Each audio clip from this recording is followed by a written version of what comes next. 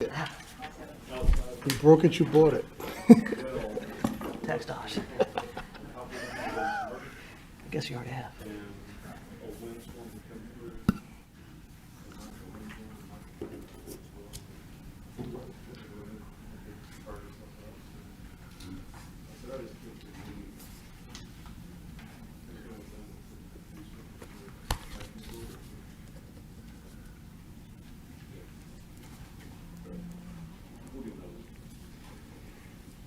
Do we hit the half hour and get rolling?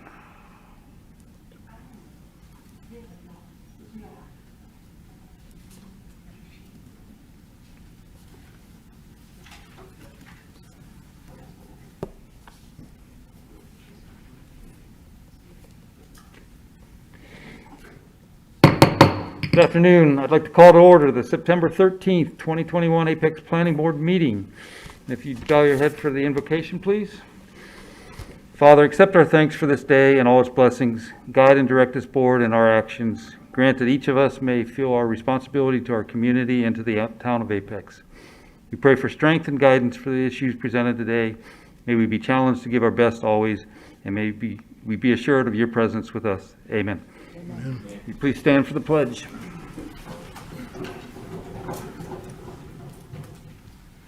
I pledge allegiance to the flag of the United States of America and to the republic for which it stands, one nation, under God, indivisible, with liberty and justice for all. Diane, any items of information today? Yes, I am going to introduce our new housing program manager. His name is CJ Valenzuela. Waving to you over here. He joined the Planning and Community Development Department remotely from California on July 26th, and he just moved here to North Carolina and began working in the office with us last week. He's responsible for leading implementation of all the recommendations in the adopted Affordable Housing Plan, and he has direct relevant experience with each of the programs and policies that we intend to establish. CJ has 13 years of local government housing experience and built housing programs from the ground up. He's managed staff, division budgets, and substantial grants. He's already made tremendous progress moving forward the housing program for the town of Apex, including supervising our new housing and community program specialist, setting up accounting procedures for the Affordable Housing Fund, creating educational material associated with the Affordable Housing Plan and the Apex Cares Rehabilitation Program. He's met with regional contacts and advocates, worked with affordable housing developers, and drafted the UDO amendment that you'll hear tonight to establish the Housing Advisory Board. We couldn't be more pleased to have CJ on board, so please help me welcome him to Apex. Welcome, CJ. Welcome, CJ.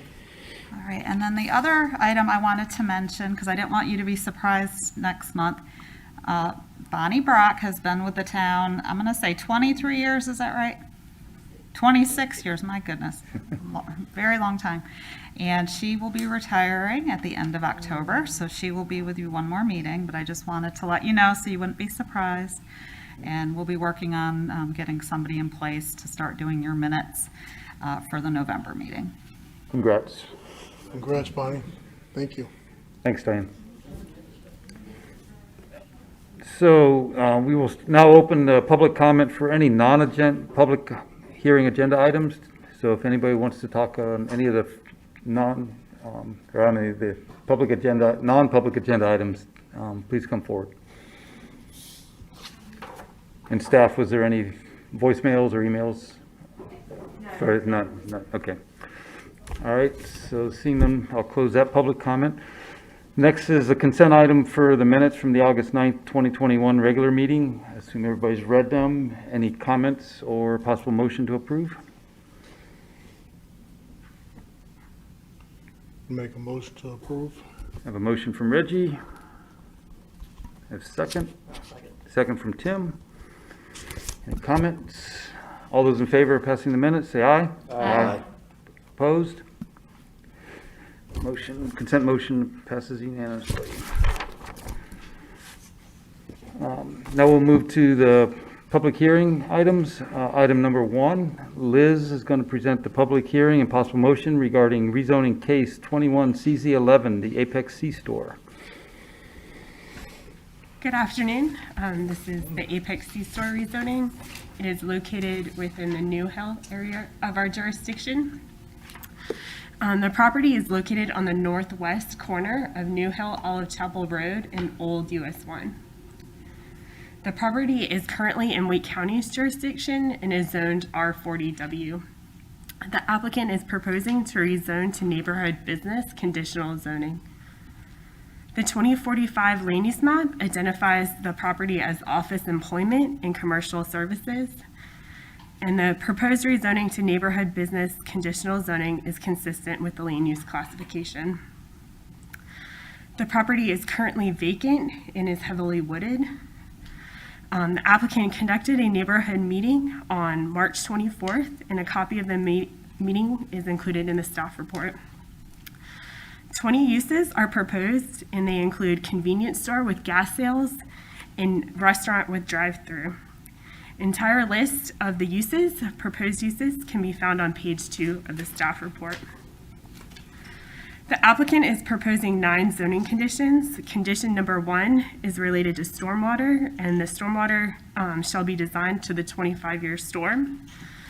Zoning conditions 2 and 6 are related to landscaping. They shall plant deciduous shade trees on the southern side of the building and preserve native trees along the southern property line, according to the standards of the UDO. Zoning conditions 4 and 5 are related to outdoor lighting. Outdoor lighting shall be shielded in a way that focuses to the ground, and the color shall be a color temperature of 3000 K or less. If the color temperature of 3000 K is unavailable, then 3500 is acceptable. Zoning conditions 7 and 9 are standard architectural zoning conditions. The predominant exterior building material shall be high-quality materials. EFIS shall be limited to 25% of the building and not used within the first 4 feet. The Environmental Advisory Board held a meeting on March 18th, and the zoning conditions suggested by the EAB are listed on page 2 and 3 of the staff report, along with the applicant's response to each condition. Planning staff can recommend approval of the rezoning with the conditions as proposed by the applicant. The proposed rezoning is reasonable and in the public interest because it will provide an opportunity for non-residential uses to serve the surrounding area. And the applicant is also here to answer any questions that you may have. Okay, thank you, Liz. Does anybody have any questions for Liz while she's here? Okay, thank you, Liz. Would the applicant like to make a statement? Hello. I already have a store in Olive Chapel and Kelly Road, and right by the Publix. I'm trying to prepare something similar to that and to serve the community on that side of it. So that's all I gotta say. Okay. That's what I'm trying to do, and it won't be the EFS, it will be a completely brick and stonework building. So. Anybody have any questions for the applicant? Okay, thank you. At this time, I'll open up for any public comments. Yeah, just if you would, when you come up, please sign up there. There's a sign-up sheet right there. You can sign up after you speak. So just name and address. My name is Dave Hepburn, and my address is 2537 Lashley Way, which is right behind Mr. Patel's property. And I'm in total support of what he's doing. My only question is, and I brought this up with the town back in April, is the sewer access to those who wish to follow the 2045 plan, which I'd like to do as well. I just don't know what that plan is, because I think there's at least 2 or 3 property owners to the north who will be impacted by any sewer access or easement that has to come through. So that's just my only comment. Okay, thank you, sir. Anybody else wish to make a comment on this item? All right, seeing none, I'll close the public hearing and bring it back to the board for possible motion and discussion.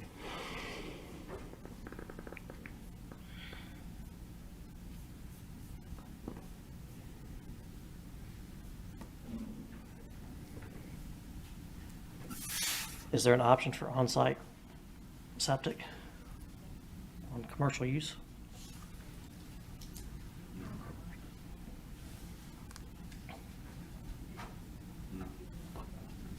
Is that a question for me?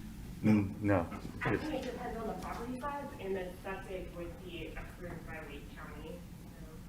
So, that would be something we would have to further evaluate. I know we did discuss during a meeting that you had with Mr. Hepburn, the sewer, I believe, has to come from the neighborhood to the north, which is on Belterra.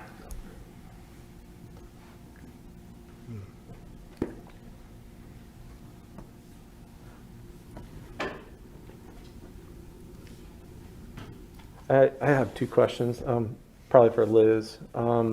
First question, is there right-of-way dedication required along 751 and Old US Highway 1? If there would be, I would have to get that.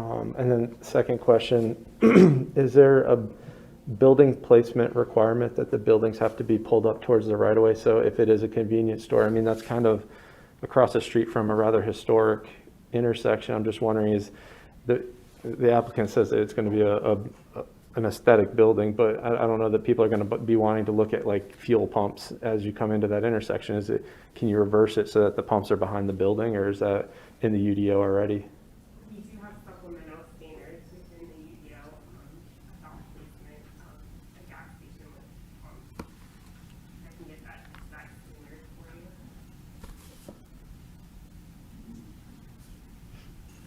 You applicant want to make a statement? Sure. My name is William Pugh. I'm with the Isaacs Group, and I'm the engineer for the project. On the plan, the future right-of-way dedication is shown. It was shown on the, On the rezoning plan that was prepared. And our pumps are kind of on the inside of the property. They're not on the outside. So with the landscaping, you won't see them. can you show where you think the pumps are going to be on that?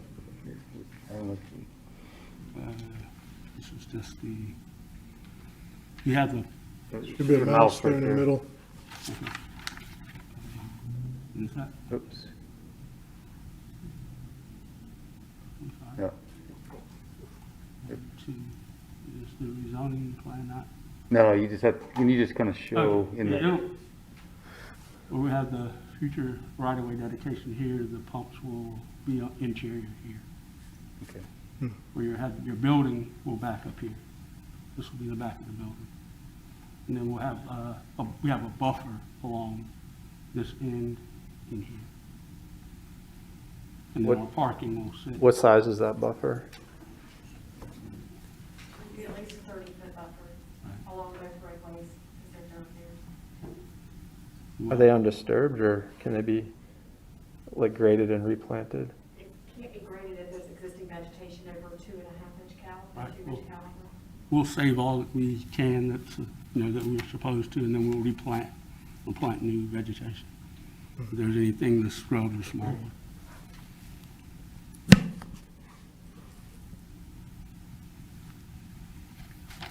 Thank you, sir.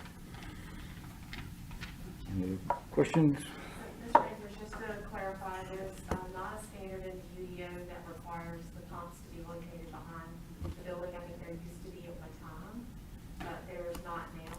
So it became problematic on corner lots, especially to define what was the front, the right-of-way placement. So if that's a concern from one or both of the roads, then that would need to be addressed in the zoning commission. Our pumps are interior. Is that something that the applicant would be willing to commit to? As a zoning condition, It's displayed on our plan as it is. We don't have that plan, so. Yeah. so the plan that was, that you showed it like to staff in your pre-application Right. meetings and perhaps in your neighborhood meeting is not binding as a zoning condition. So we have to have wording such that, for example, the building shall be placed between Old US 1 and any I think that, if I remember correctly, that's how your site was ordered. Yeah, Yes. We could do that. we can word it, yeah.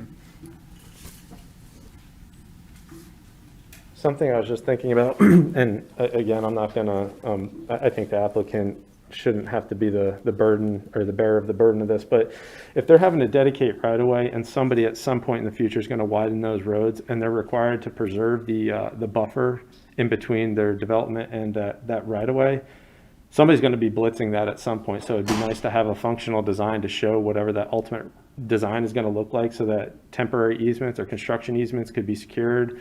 Maybe that planting wouldn't happen in there because we know that the street's gonna be improved, especially on, Highway 1 and 751.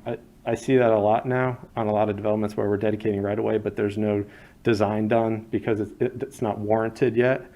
And it turns into somebody else's problem down the road. So, again, I don't know that there's much, I'm just kind of vocalizing that because I see it. And as a designer, we kind of get pigeonholed in the future when we have to make those improvements. We've already taken that into account with our design and our plan now. Okay. So there's nothing that will have to be rededicated. We're designing it for the future build out. So the future right of way and road improvements, all that's been taken into consideration with our layout. And I'm sorry we didn't have the drawing here. Are you guys didn't have to do a traffic impact analysis because it probably didn't trip Yes, these? we did. Oh, you did? Were there any cited improvements? No. Okay. So make addition adding about the building placement here and provide that before you leave. So do we need to come up with the wording for the, So, Diane has written, the building shall be located between Old US 1 and the gas pumps. Is that acceptable? okay. Just want to copy that. That will work for everybody.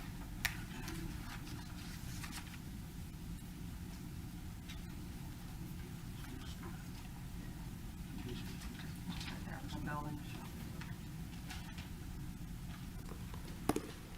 While they're working on, any other comments, discussion, or possible motion? In this location also, isn't there just to the north, there's residential property that's just not shown here on the map, but it's going to be built out. There's pretty sizable neighborhoods up on the left. Is that correct? Okay, so is the sewer going to be gravity fed and just have to come through these properties on the north? So do we have an easement to go through, or That happens at the time of site development. The development has to apply those easements if necessary. 12.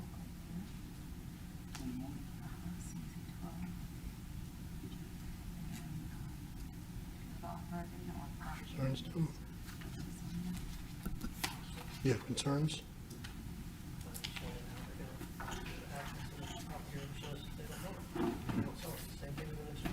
Mm-hmm.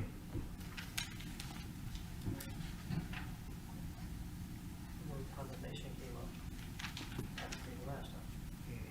That was about something that I don't think the town should be doing, because it's property No. Agreed. for properties. Right, This isn't a school, right. this is serving business. Mm-hmm. But it's, rezoning, it's not a zoning issue, No, but if they can't get it, then but it's, it's setting it up, it's just one stage further to, there's no commitment. right. If that becomes stacked against you. Right.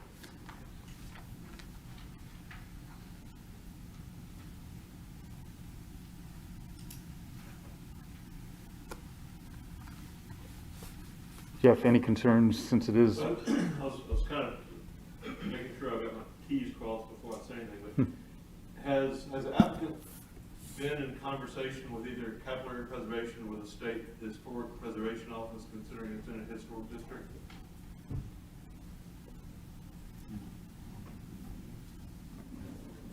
Or don't you need to go through the state historic preservation office in order to build a new building in a historic district?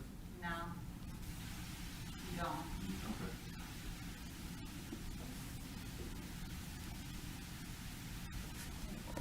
We can certainly send their architectural plans when we get them to CAP for comment.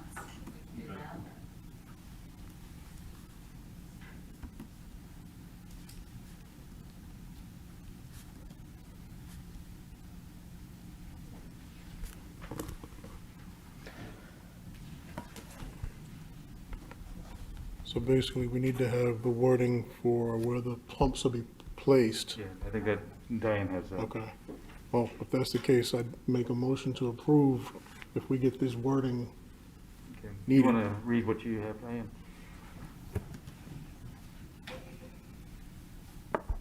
The building shall be located between Old US 1 and the gas pumps.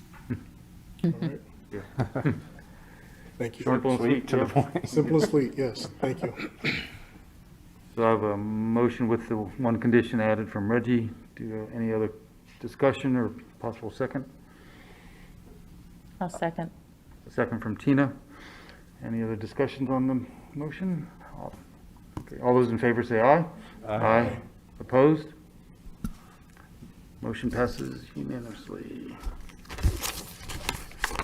Thank you, guys. Moving to item number 2, Shannon is going to present a hearing and possible motion regarding amendments to the bicycle and pedestrian plan map and thoroughfare and collector street map of the transportation plan for the area south of US 64 and west of Richardson Road. It's associated with rezoning case 21 CZ 12, the legacy PUD. That was a long title. Yeah, it was. Thank you, Shannon. Good afternoon. So yes, this is associated with the next item on your agenda. So our suggestion is to hold the public hearing for this item, but wait to vote until you hear the rezoning case Okay. as well. So just to orient you to the exhibit here, this is US 64 along the top of the screen and Olive Chapel Road along the bottom of the screen. Richardson Road is to the east, and then also the American Tobacco Trail is right here. So the proposed amendments to the thoroughfare and collector street plan map include adding a future major collector street that would extend from US 64 to the south, all the way down to Olive Chapel Road, following Transit Trail in this location. Also proposed is the addition of a roundabout to the thoroughfare and collector street plan map. And then finally, extending the future local connection, which is already shown extending from Lovage Drive and heading south, but now showing that going all the way to the new major collector street. Local connections are typically built to residential street standards, whereas major collector streets don't have residential driveways, and they have a wider right-of-way. For the bicycle and pedestrian system plan map, the changes include a shift in the planned alignment of the future greenway, shown in this location west of the major collector street, and shifting here between the major collector and the American Tobacco Trail. This alignment works better with the planned layout of the proposed PUD. It also avoids some environmental impacts between the American Tobacco Trail and the new roadway. Also proposed is a new side path from the roundabout along the future major collector all the way down to Olive Chapel Road. With that change, staff is recommending that we remove the side path shown in this short section along Olive Chapel Road and the future greenway that would go up to the American Tobacco Trail, as these facilities would become redundant with what's proposed and would not be the highest and best use of funds or the environmental and property impacts. These proposed amendments were reviewed with staff from Public Works and Transportation, Police, Fire, and Parks, Rec, and Cultural Resources. All were supportive of these changes as they provide additional connectivity both for vehicles and multimodal travel. Planning staff are also supportive of the proposed changes. The Parks Rec Advisory Commission unanimously recommended approval of the changes to the bike ped system plan map at their June 30th meeting. And I'm happy to answer any questions you may have. Anybody have any questions for Shannon? Okay, Okay, thank you. thanks, Shannon. This time I'll open up for any public comment. Anybody wish to come forward and speak about the Transportation amendments. All right, with that, I think we'll table this and we'll come back to it after we hear agenda item number 3. So, Shelley is up. So this is a public hearing and possible motion regarding rezoning case 21 CZ 12, the Legacy PUD. Good evening, everybody. Hello, Shelley. Shannon did a great job of summarizing that for me, so I don't have to do it. Just to give you kind of a heads up, the rezoning is located here in kind of the town's western-ish part of our jurisdiction. It is adjacent to Smith Farm PUD. As a matter of fact, this property is part of Smith Farm. It's also just to the west of Deck Air Park. This property here was once known as Tita Green.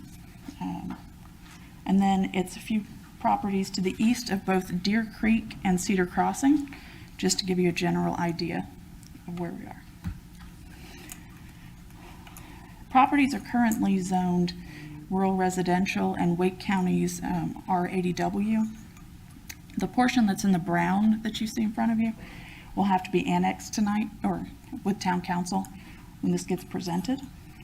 The applicant's proposing a planned unit development conditional zoning.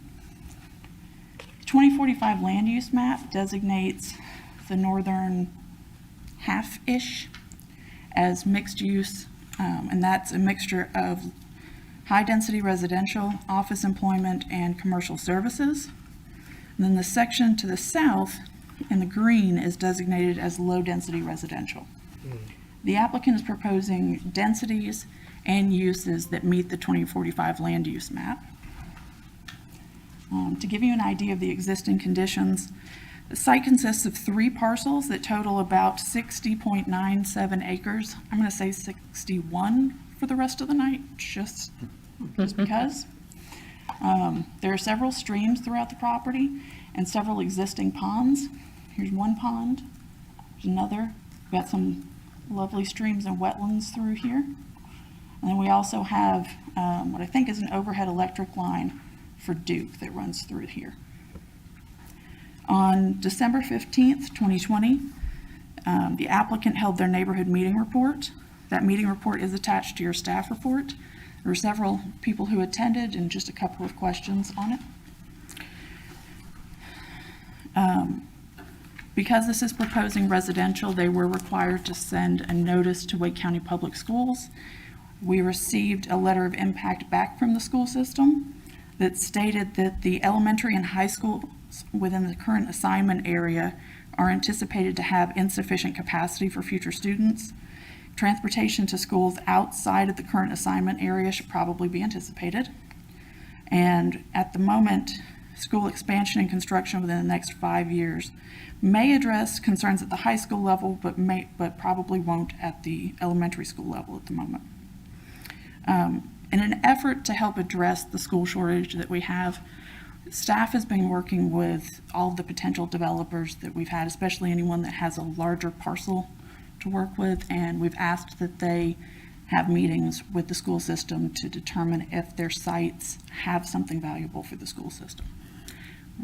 These applicants met with staff and with the school system a couple of different times and have offered the entire section in the yellow here, the entire single-family section to Wake County Public School System.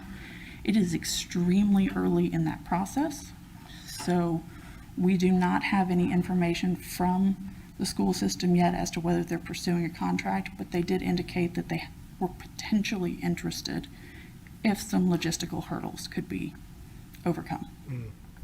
Some hurdles that don't necessarily impact this, that aren't necessarily on this site.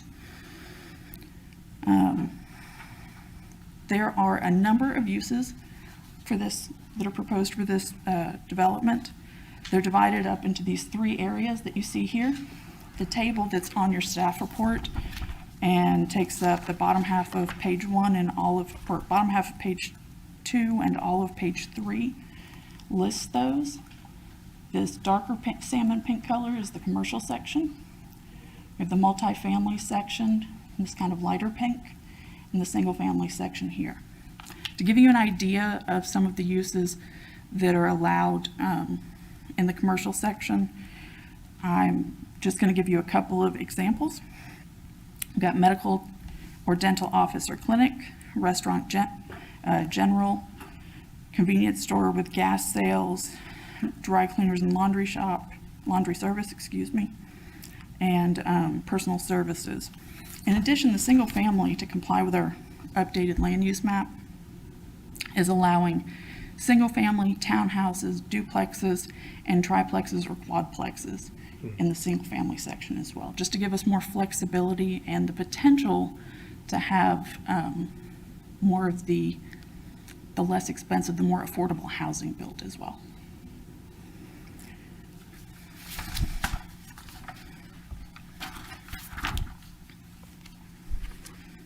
There are several conditions throughout the entire PUD. I'm going to give you the highlights of some of them.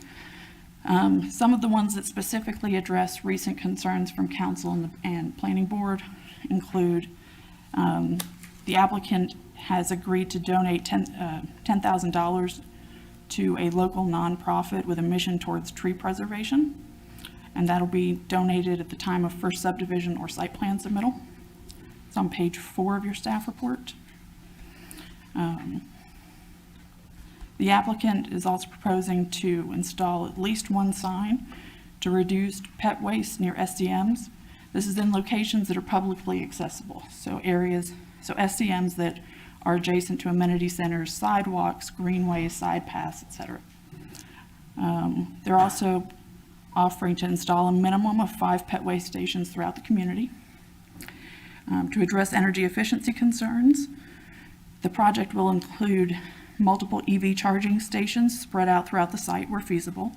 The EV stations will be at least a level 2 or a 40 amp charger. The exterior lighting for all of the multifamily and commercial buildings and parking lots will be 100% LED. Those fixtures will be full cutoff, meaning you won't be able to see the light from beneath the bottom of it. I mean, obviously, if you stand underneath of it and you stare straight up, you're still going to see it, but you're not going to be able to see the lens if you're if you're 100 feet away or so. And then they're also proposing to install light timers or sensors or some kind of smart lighting technology that will turn off the parking lot and outdoor lighting when there's no one around that needs it, so that there's not as much glare going on, and there's not as much of a concern about all the extra energy being used for that. And we've seen that used successfully in a few different places. They've also had the condition that all bedrooms and living rooms in the multifamily units will have a window for natural lighting, so that way they don't have to necessarily rely on electricity. And then to address our affordable housing concerns, the applicant has agreed to donate $215 per multifamily unit to the town of Apex's Affordable Housing Fund. CJ actually just informed me earlier this week, maybe last week, that the housing fund is up and ready to go. So even though there's language in here about if the fund is not ready to go at the time of donation, at the time of plat, that money will go elsewhere. The fund is up and going, so that's where that money will go. We also have architectural conditions for the various types of uses through here. Most of those are very consistent with what we typically see. So I'm not going to read most of those out to you. I'm going to highlight a couple of things that we started requesting more recently or that the applicant has proposed on their own. For the single family section, the homeowner association covenants shall not restrict the construction of accessory dwelling units. It's something that we've found has happened in some of our older subdivisions, and where the houses will get built and everything's great, and they're allowed to have an ADU, what are they called? Like an apartment over the garage kind of thing, by right per our standards, but the HOA covenants will say something else. And so we've started asking for a zoning condition for that. It's great not just for your parents, but also when your kids decide that they're almost ready to move out, but not quite. And then the non-residential standards that are a little bit different is a solar PV system shall be incorporated into buildings to be constructed on the property. This is for our non-residential section. Such photovoltaic system shall have a capacity of not less than 60 kilowatts per 1,000 heated square feet of building floor area. And exterior lighting shall not exceed a color temperature of 3,500 Kelvin. That basically means it'll be kind of on the yellowish end of the spectrum instead of the bluish end, and meet the UDO requirements for full cutoff lights. The maximum density in the single-family section in yellow is 2.4 units per acre or 75 lots. The maximum in the mixed-use section is 13.66 units per acre or 400 multifamily units. That does also allow the potential for second-story apartments over the commercial, so vertical integrated mixed use as well.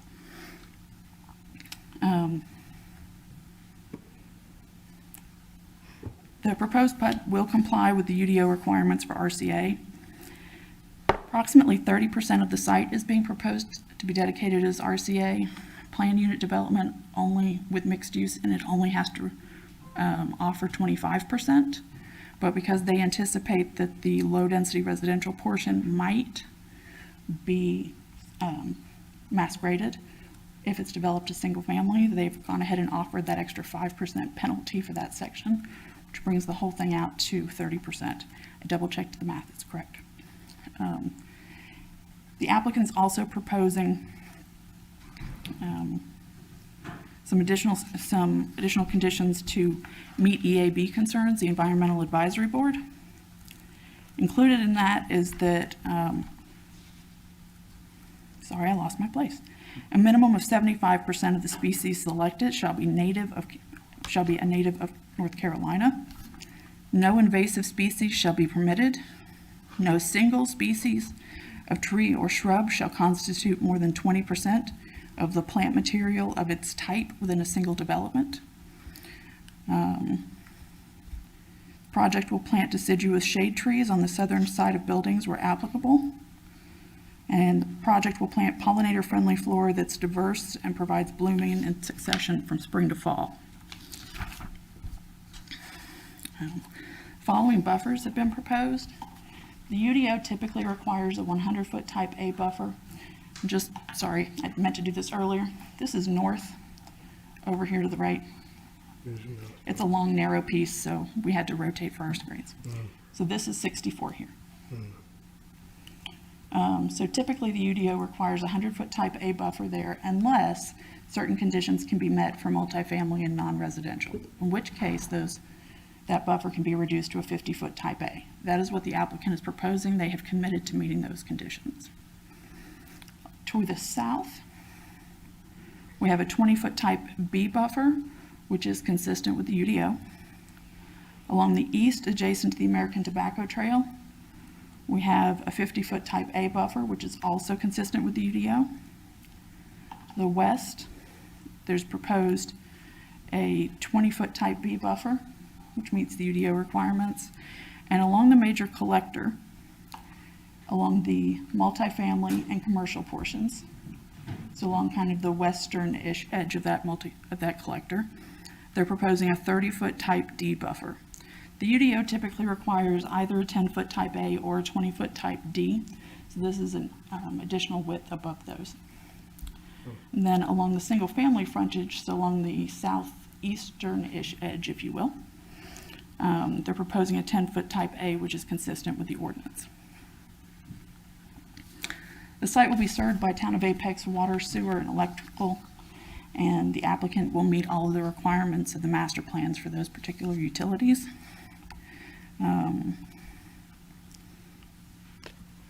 Shannon has already covered the transportation section of it. I'm going to let Russell actually describe each of the requirements recommended by the TIA.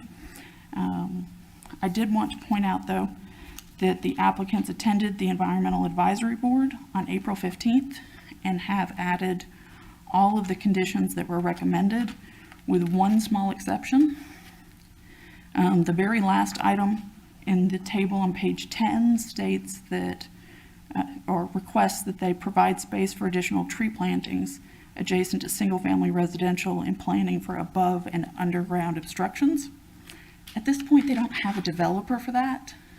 The applicant is actually going to be building the multifamily section.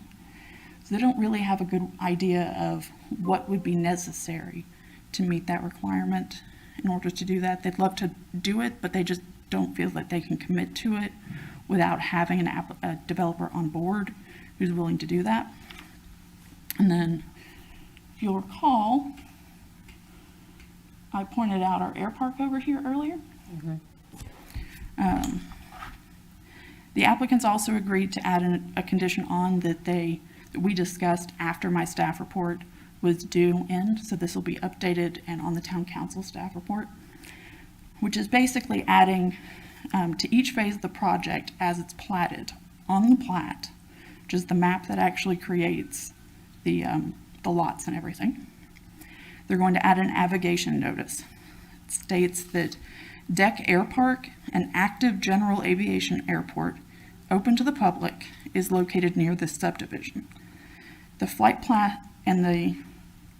paths of aircraft landing, taking off, and flying nearby shall pass directly over this subdivision. The lots shown on this plat will be subject to the impacts of the aviation uses being conducted to, from, at, and nearby Deck Air Park for so long as the airport may continue to be used.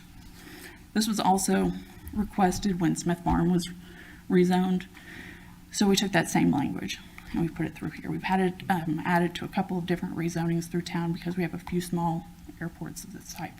So I'm going to let Russell come up and discuss the traffic improvements.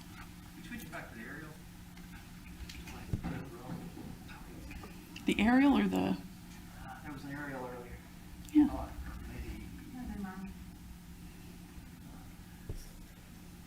I mean, if you want me to go back to this one, that's Shannon's. Let's see, go back, go forward a little bit. That's, look, hold on. Back.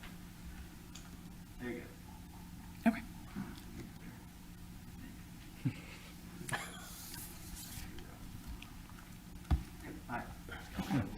About the I am not going to read the zoning conditions verbatim unless you want to hear them verbatim. I'll do a rundown of what they mean.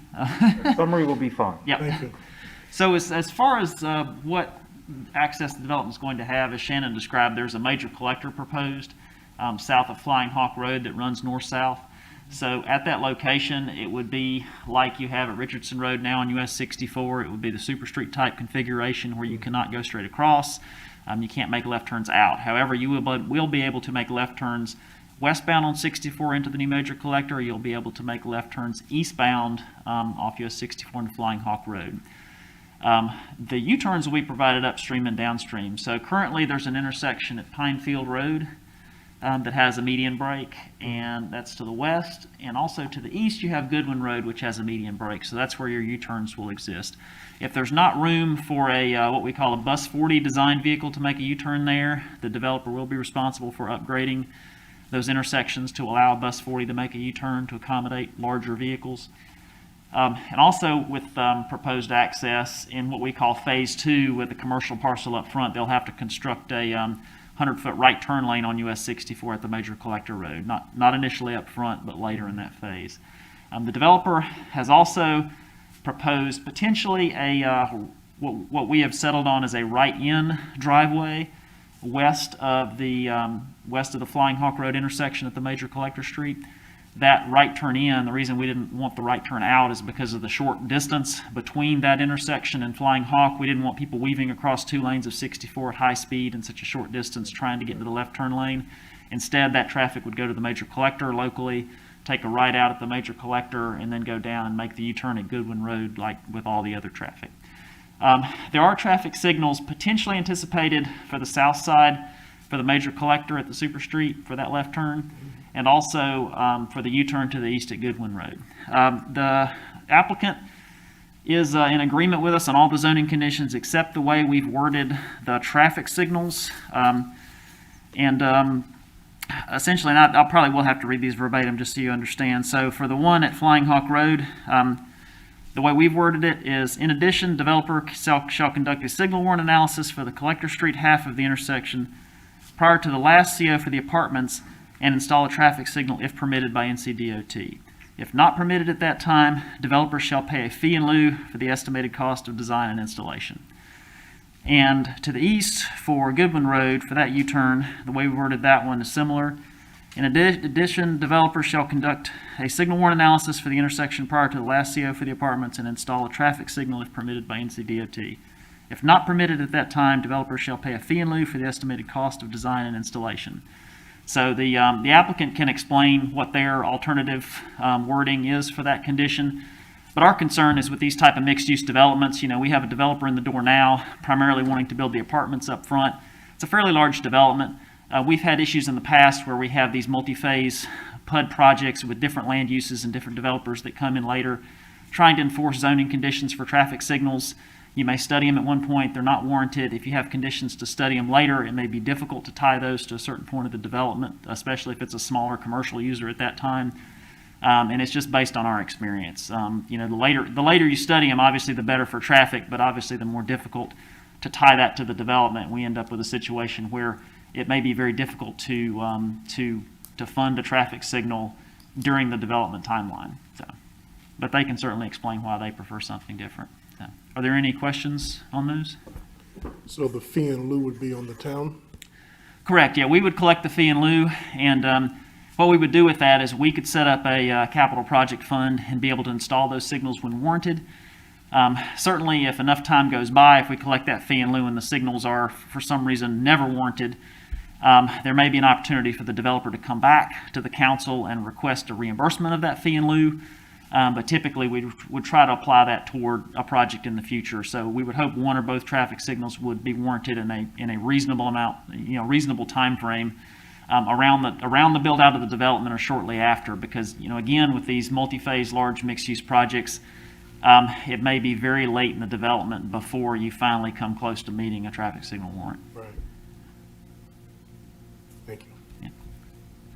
Okay. Thanks, Russell.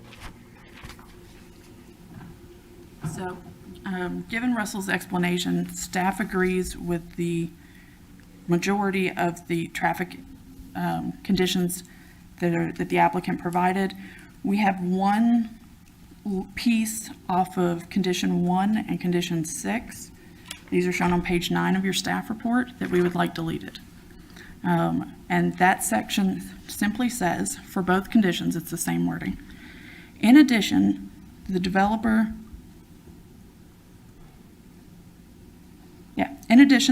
shall conduct a signal warrant analysis for the intersection prior to the last CO of the apartments and install a traffic signal if permitted by NCDOT.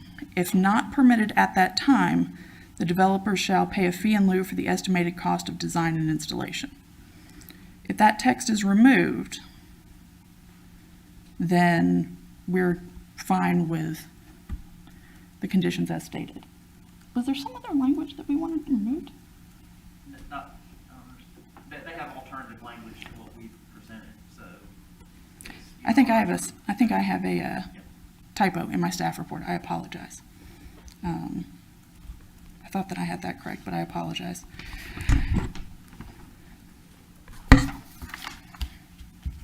One second. So basically, if we remove the last sentence of item 1 and 6, then staff is in agreement. Let me check something really quickly. And again, I apologize for this. This does not happen normally. Yeah, I don't think I have the language they proposed, but you could ask the applicant to explain what they. No, that's exactly what it is. Yeah, I'd love to hear it. Okay.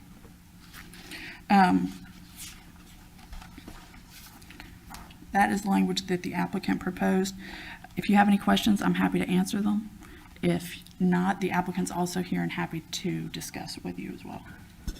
So, I do have a question about the bulb. Sure. The U-turn, that's going to be on the south side of 64, is that correct? For that's traffic that's traveling westbound? The different bulbs there, are they going to be on the south side? That's the way I So this understood it. is Flying Hawk I'm here. assuming, I just want to make sure I understand. Yep, so There it'd would be be, so one for the here. west U-turn, you're correct, it'd be a bulb to the south side, and to the east, it would be potentially flaring out the intersection at Goodwin for the north turn. Okay, yeah, because that intersection's right there in it. Right, you take a left here and it would flare out this way, up on the north side. Okay. And then you'd take, the westbound traffic would take a left here and that would flare out here. Correct, yep. Does that make sense? Yes, and I was thinking there was, It's hard to see the mouse okay, yep. on here, so. I can see it now. Okay. Russ, I was surprised that those were rated E's, that the traffic was that bad on those side roads. Is the traffic really that bad backing up? It just,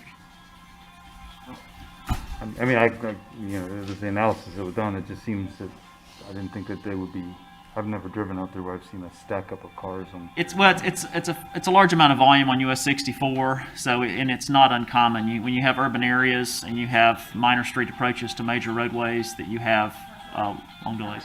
Sorry, Whose phone? He's trying to get it. sorry. I could dance for the Yeah. planning board if you'd like. So, yeah, it's not uncommon to have like level service E or F for side streets.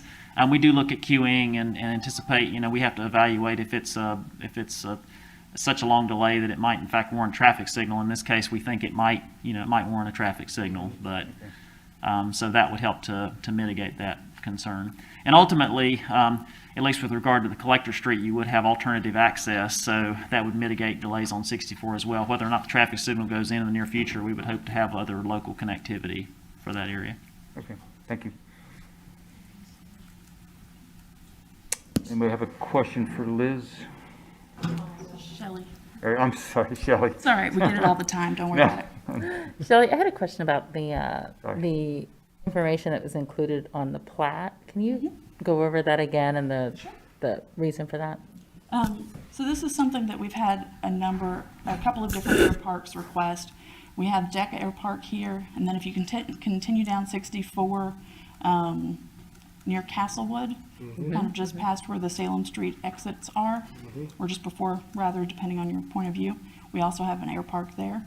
And basically all it is saying, hey guys, there are new lots being created, and we're warning the owners and the developers up front that there's going to be airplane traffic.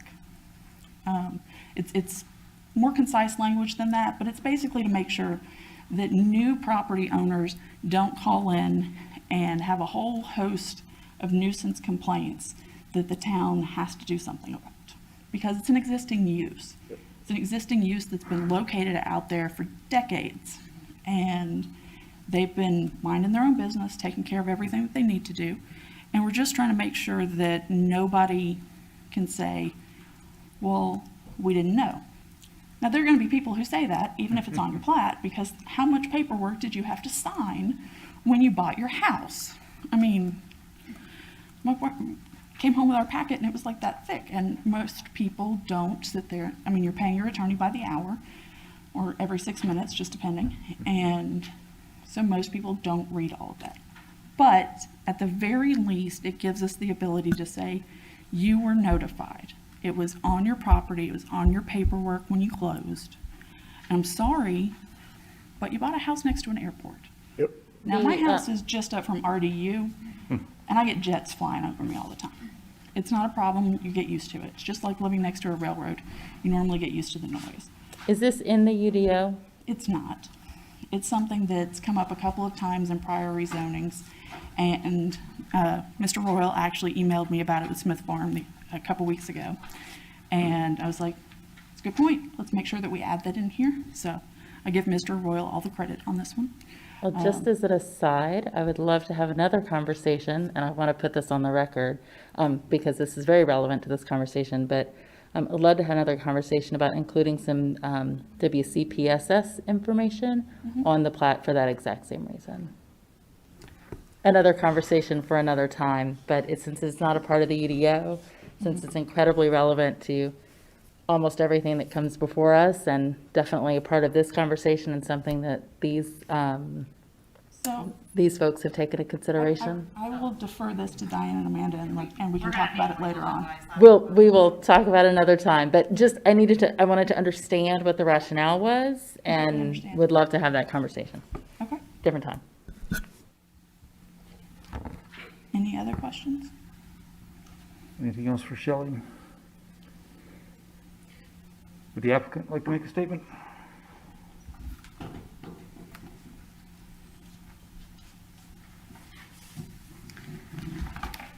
Hopefully you can hear me through my mask.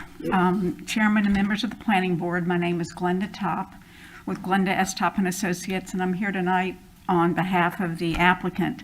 Well, I must say that Shelley did such a thorough job. She took my thunder away. So what I'm going to do is just go over some key points that we feel are important to the project. And then when I'm finished, Travis Fluid with Kinley Horn is going to talk about transportation.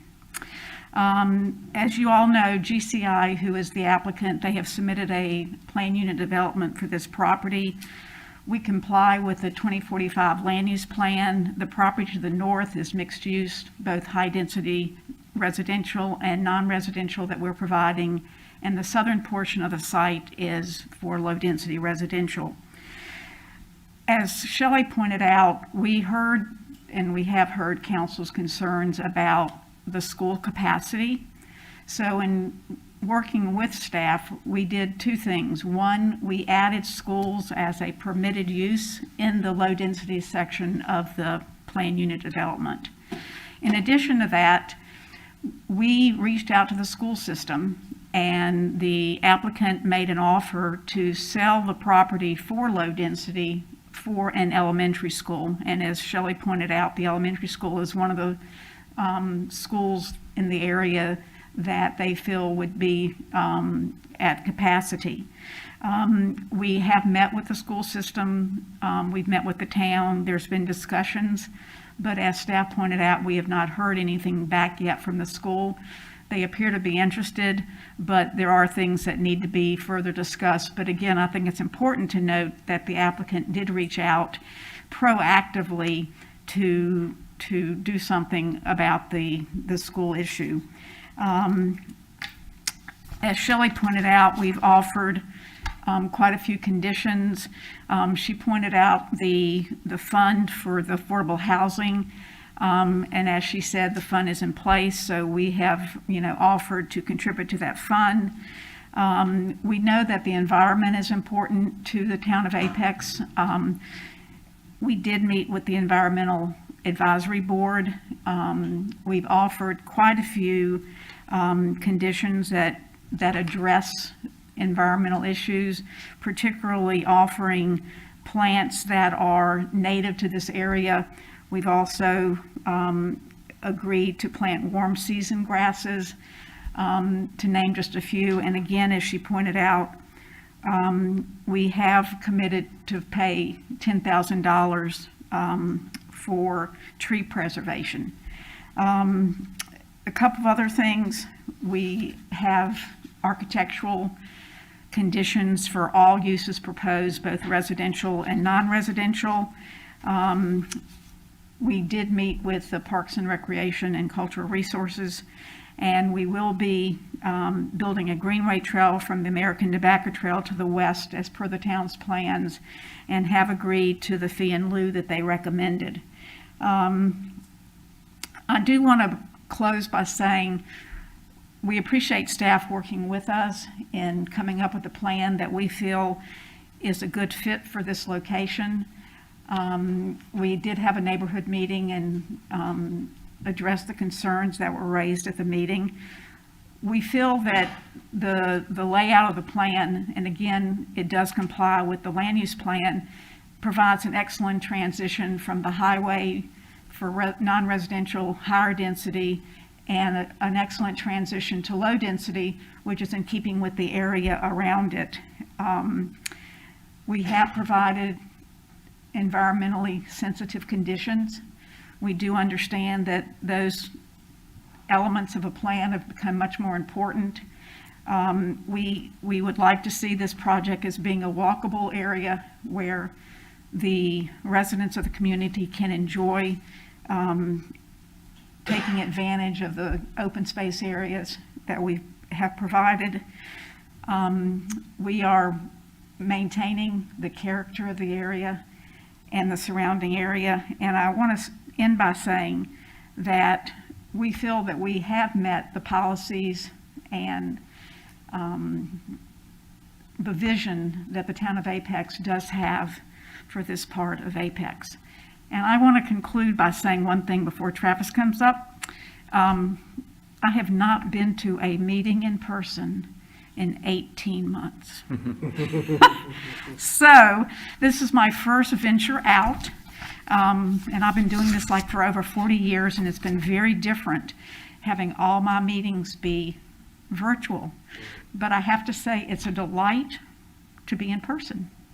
So I'm here to answer questions, and Travis is going to talk about the transportation, which I believe might be more important than some of the things I brought up.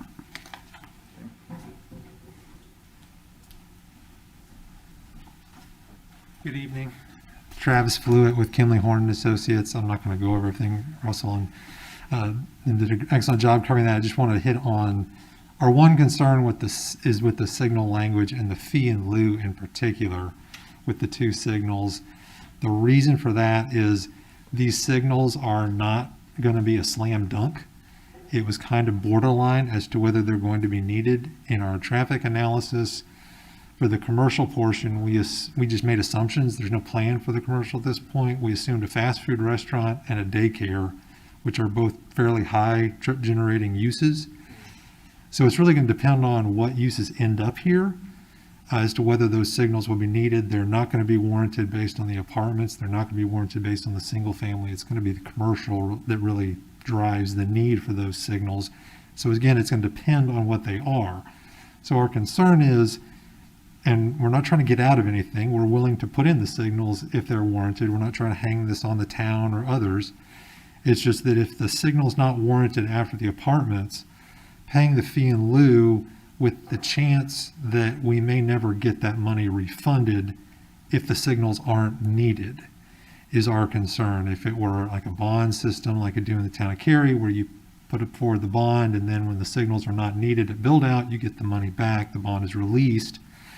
These signals are not going to be cheap. They're going to be metal pole master arm signals, each costing roughly $250,000. You're talking about $500,000 in signals that, again, may not be needed. So we're open to working with staff on how to figure this out, but we've committed to doing a warrant analysis prior to completion of the apartments, and then again prior to completion of the commercial development. And so if they're not needed at that point, then they're not going to be needed based on our development. So we think that we have covered our obligation that we will put in the signals if they are needed based on our traffic. But if we're built out and they're not needed, then we don't need to put in the signals, and we shouldn't be obligated to pay the fee in lieu for something that, and then potentially have that money just go away or not come back to the developer. So that's why we've recommended the language we did. We understand staff's position and their concerns, but it's a lot of money to put forward for something that may never happen, and we have no guarantee of getting that money back. Thank you, Travis. Anybody have any questions?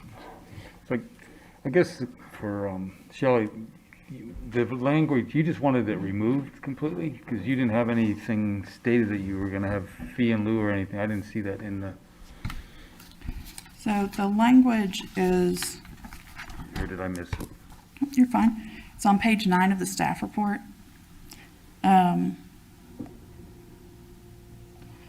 It's kind of the second, the bottom third-ish. It says transportation staff proposes removing the following text from items 1 and 6 above. Right. And you don't have any, do you have any verbiage that goes in to replace that, or you just want that removed? We just want it taken out entirely. There is already a process for, actually, hold on a sec. I think this is the one that I had typo. What you sent me is that you want that taken out. No. That's the language I want That's the language substituted. They have different language. That's the language we need substituted. That's the original language. So. Oh, okay. Yes. I apologize. So I don't want this substituted for what they've put in concerning. So the last two sentences actually on one, I can't read. You what want else. it replaced. We want it replaced, yes. We would rather have the fee in lieu. What they're asking for is just to do the signal warrant analysis before and at the end. I apologize. I understand their concern about, you know, can we do a bond, like, that if at the end of it's not, then the bond. So my understanding, and maybe Russell can correct me if I'm wrong, is that there is a process by which the developer can go back and request their fee in lieu if, say, if a certain amount of time has passed. I don't know what that amount of time is off the top of my head. But if they're done with their COs and they pay the fee in lieu and they've sold their other properties and the TIAs have been updated and checked once those other properties have been developed, and it doesn't require that that those signals go in, then there is a process where they can come back through. And basically it goes to town council and just says, look, we paid a fee in lieu for this amount and it wasn't warranted. All of the development that we were initially on the hook for hasn't needed it, and we're done. So could we please have our money back? Can we, I don't have a time frame exactly for that, and that's the tricky part, is with these multi-phase developments, everybody thinks they're gonna be done in 6 years. can we put some, can we define it in some capacity and put it explicitly in this language? So everyone thinks they're going to be done in 6 months, but it's actually 2 years. Can we say? Well, it would probably be closer to a decade, actually. Because, for example, Villages of Apex was approved in 2006. Right. And we are just now getting close to the last parcels in that. I don't even have developments for 3 of the 4 last parcels. I don't have applications for those yet. But there would be a date in which, the last CO would be filed. And so we could say, from that last CO, X amount of months, and then just being explicit about, what that timeframe would be, again, based on the concern of staff, that this is the experience. And I understand that there is a process, but I also understand the applicant's concern that, I agree with items can I change, understand and their so putting it explicitly in the conditions, I feel like would address both concerns. And I can completely understand that. I cannot give you language for that right now. Okay. We would have to do a lot more digging to see if that's even an option. We would probably need to consult with legal. So at this point, if you wanted to see that be an option that we explore, your motion would probably need to be recommend approval with staff and the applicant working together to see if there's a more detailed timeline we could come up with. Okay. Something along those lines. Question for Travis, just what's the financial difference between a bond versus fee in lieu? Are they both the same amount of money, or is the bond, you're only putting up 10% of the actual amount? I don't know how the actual mechanics of that work. I don't know if y'all have more experience at issuing bonds, but the easier thing about the bond is that it doesn't need council approval to be released. It just gets released once you've met the obligation for it. Our concern here is that council is under no obligation to refund the money. Council can turn over 3 times before we get built out, and the council at that time can say, no, we'd like to keep that $500,000. We got a lot of things we could put that to work. Right. That's our concern. Travis, since you're up here. Yeah. Question. Yeah. In your analysis, did you guys assume the signalization of Richardson, Jenks, and 64? We didn't study those intersections. We only went as far as Goodwin in our analysis. Russell, I guess maybe could you answer that? Is that signalization committed to on all the other developments in the surrounding area to add a signal at Richardson, Jenks? I think there was like dual lefts. Yeah, so the commercial phase of Sweetwater is committed to doing the improvements on Richardson Road and US 64 and installation of those traffic signals for movements there. And the town actually did collect a fee in lieu from Westford for 2 of those signals that are part of the super street that can be applied toward the Sweetwater project, and they have asked about that fee in lieu for reimbursement. Excellent.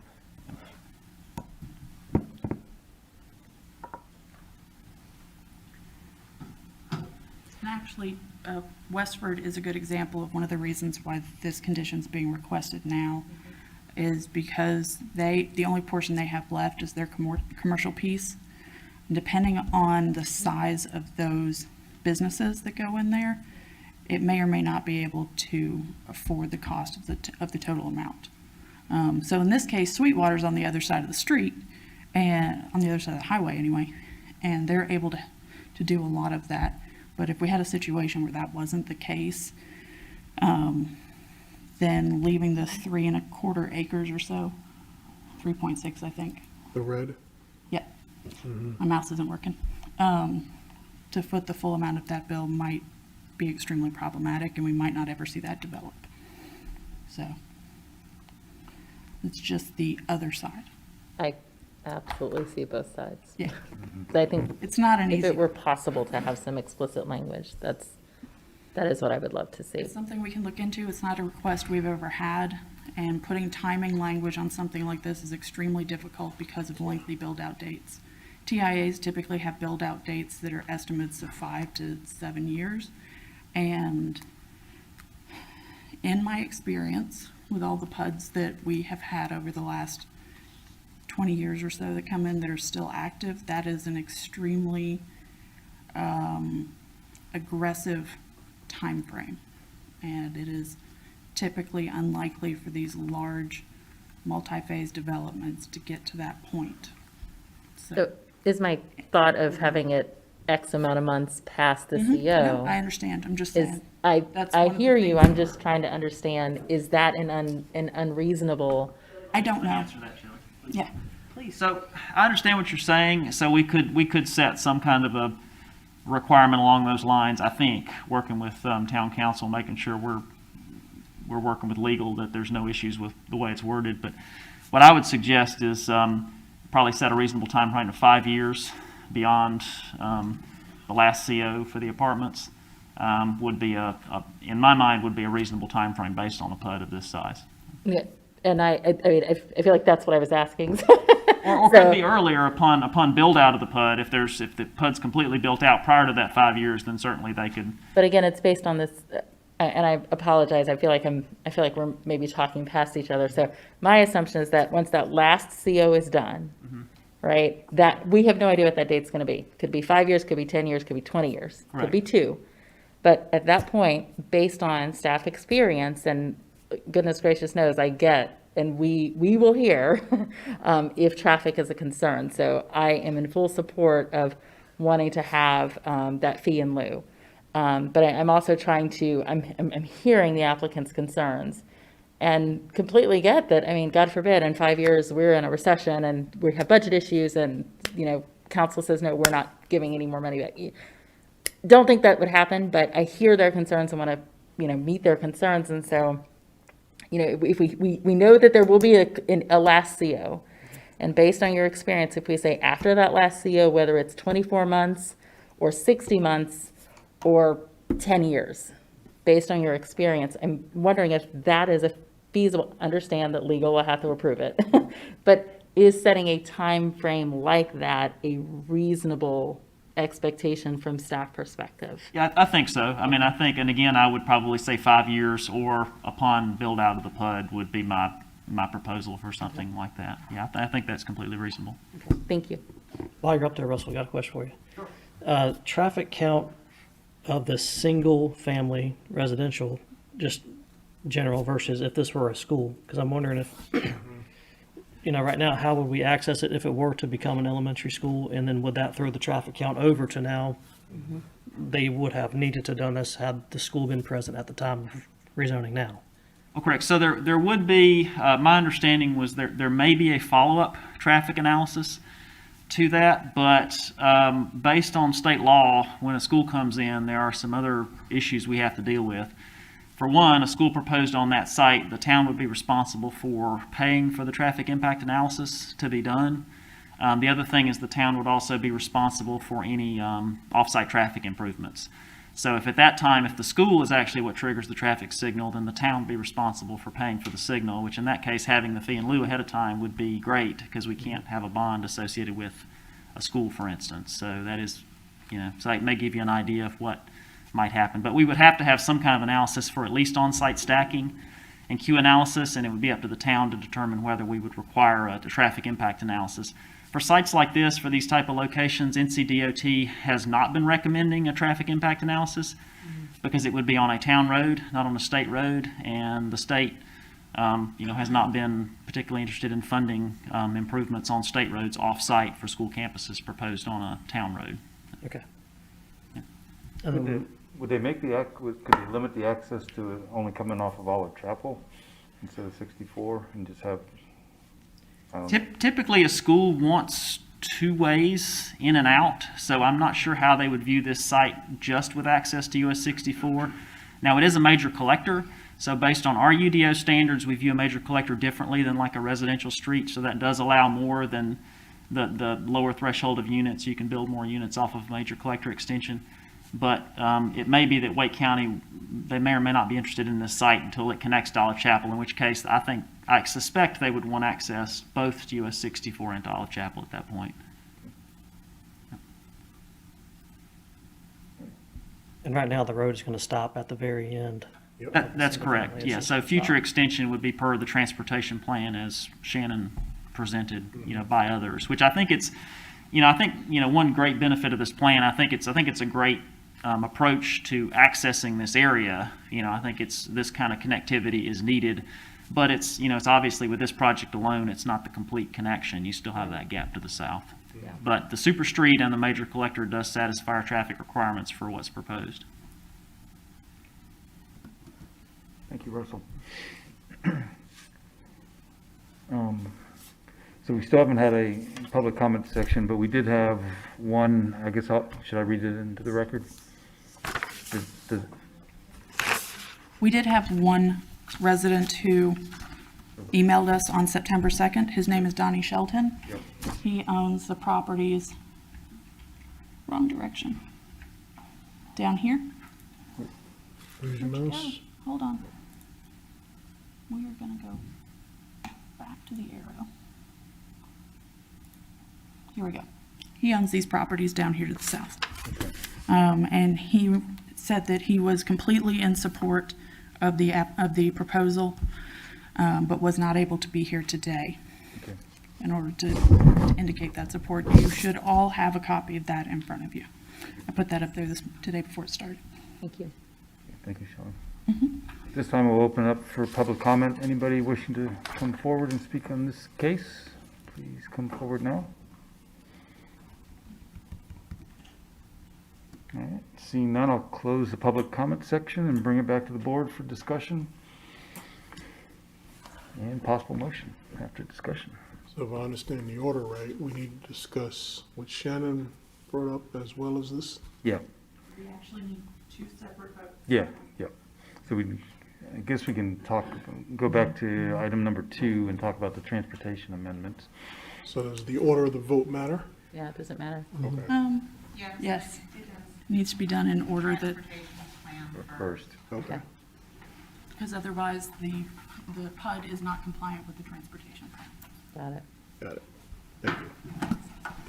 So moving to item number 2, the transportation plan amendments. Basically adding the major collector street, adding the roundabout, modifying some of the bike paths, realignment. I make a motion to approve the amendments to the bicycle and pedestrian plan map. Okay, so we have a motion from Tina. Do I have a second? A second. Oh, yeah, before Keith. Okay, second from Keith. Any discussion? All those in favor say aye. Aye. Opposed? So item 2 passes unanimously. All right, now we move to item number 3. The motion was only for the bicycle and pedestrian system plan map, but there are also thoroughfares and collector street plan map amendments. Sorry. That's okay. Just wasn't Do I need to Need to Sorry. restate? Do I need to restate it, or do We we vote can- on the second half of that? You want to have a second vote, or you want it all as one? I would do it all as one. Okay, Okay. all right, so Let's redo it. let's All just right. redo it. So Tina, you want to make your motion again? Yes, I am in to approve the motion to amend the bicycle and pedestrian plan map and the thoroughfare and collector street plan map as part of the transportation plan. Okay, I have a, Keith, you want to second that still? Second. I have a second. All those in favor say aye. Aye. Opposed? Okay, motion passes. Now, the rezoning case 21 CZ 12, the legacy PUD. I mean, just some comments, I'll start off, working with the developer, working with the school system, I think is great. I mean, it's what we need is, they're basically saying, we've got land and it makes sense if we can get an elementary school in there, that would certainly help. The other proposed conditions that they've offered, I think are great. It's all in alignment with what we're trying to get. EV charging stations, LED lighting, donations to the environment, donation to the affordable housing. So I think, they're hearing what we asked for as a town and they're following through. I like it as well.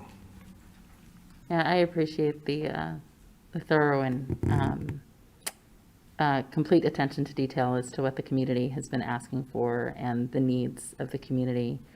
So I'm excited about this development and got my fingers crossed that things work out with the schools, but know that we're a long way away from that.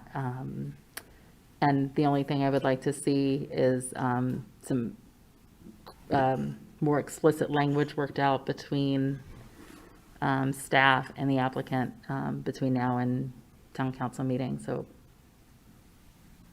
if I were to make a motion, if no one else has anything to say, I'll open it, but I would make a motion to that extent.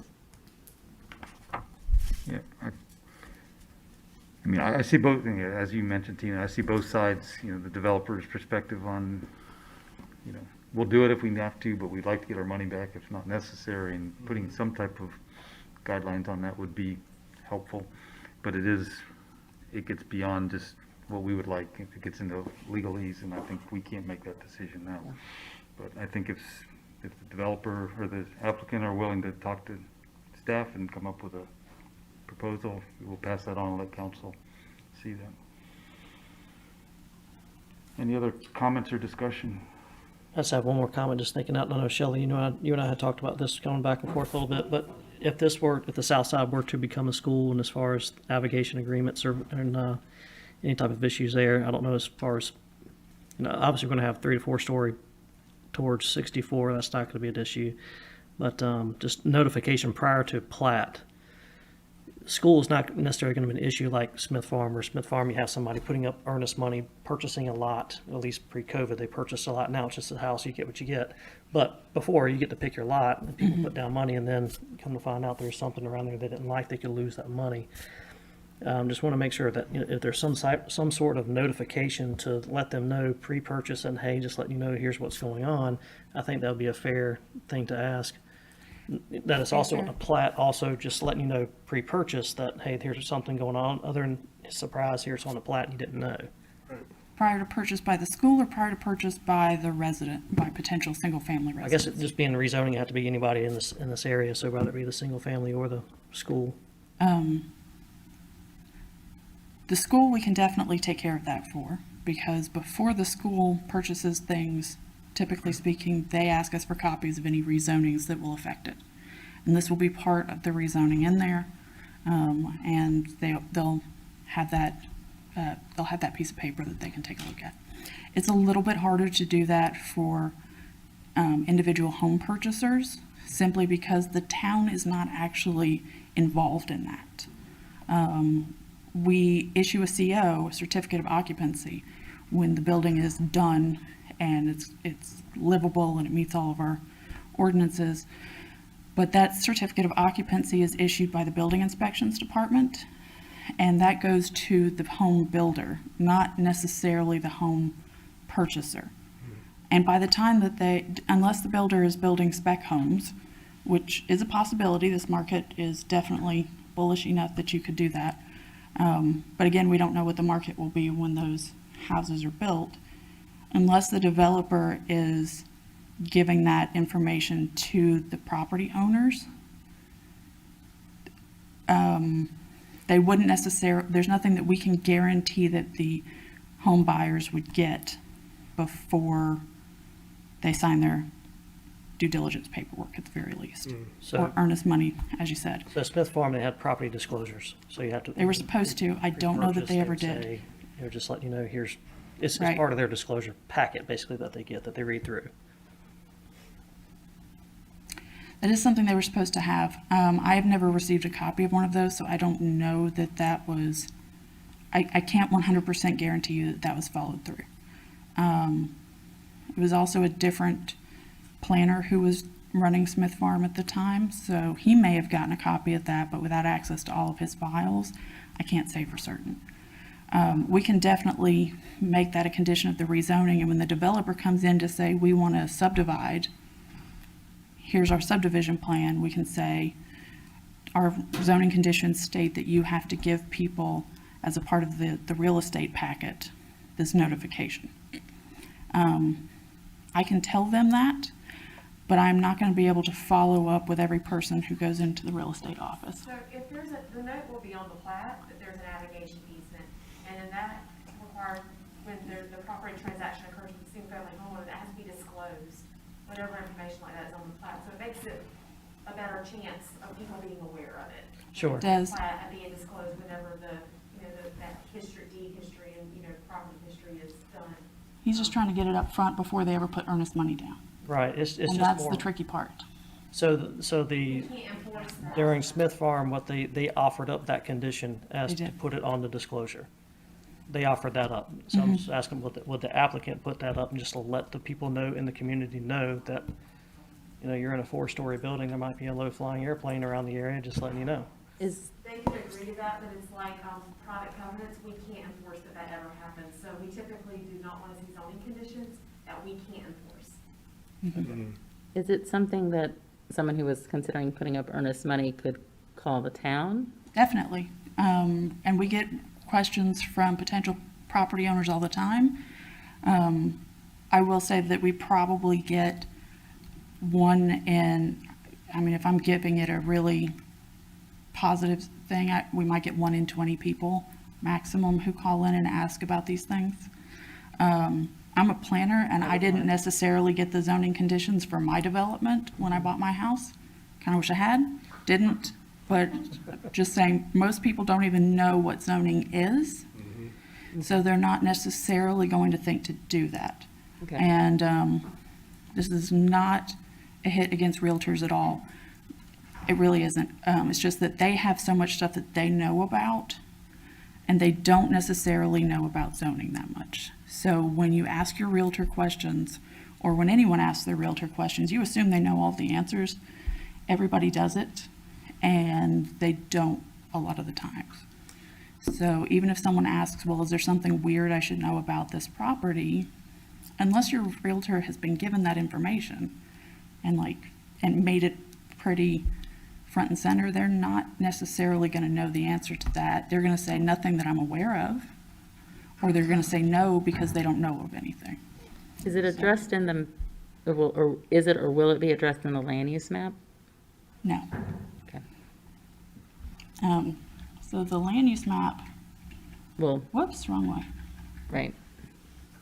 Land use map says this. It does show Airpark Drive right here, and this RA section, this lighter green, is basically the shape of the airpark, the runway and the strip and everything. But I don't know that I would necessarily assume that that's an airstrip if I saw it on a map without context. Okay. No, that makes sense. And since these developers aren't necessarily the ones who will be building the single-family homes, they can't necessarily guarantee that that will end up in the packet. They can tell the people who buy it from them, hey, you need to do this, but they can't guarantee that that's followed through with. I definitely see your concern though, Yeah, and well, I agree it that, protects three parties. It protects an airport, it protects a buyer, and it protects the seller, being that, there's not an issue there too. I mean, it kind of protects everybody, just, and when the subdivision comes in, we will also give them a copy of those zoning conditions and say, by the way, there's an air park nearby and this is going to be required on your plats. You should tell your realty people, the real estate office on your development, that they need to let people know that. But there's nothing that we can follow up with. For one thing, we don't have the staff to even want to get copies of those notifications. There's just no way we could handle it. But there's also not a step where the town's involved right there. So it is gonna be on the plat, is what? It will be on the plat, yes. Oh, yeah, any realtor, any buyer's agent is bound by, if they leave that out, their license is gone. They have, they look up the deed. Yeah, it should be on the paperwork It that should someone be. gets I mean, to it- look at on the disclosure before you sign your earnest money, but Yeah. you can't guarantee that it I know there's a actually lot of will be. rules around RDU. I'm just not sure of the ones around the private. But if it's on the plat, Exactly. that's one of the first things they should be looking at. Now, I would assume that the new homes will be sold by the developer themselves. Now, whether they reveal it or not, that would be probably your concern. yeah, I just think it would be a good business practice. Yeah, Oh, I Just a agree. good moral, ethical thing to do. I I mean, agree. it's nothing, I there's agree. no offending business, it's just a good business practice. I'm right there. I'm completely on board with you on that one. It's just not a good way for me that I can think of for us to require that. Understand. Because we can't enforce it. Right. We can put it in a zoning condition, but it's going to be a zoning condition that we can't do anything about. There's no teeth to it. Right. Okay. And at that point, it just becomes fluff, essentially.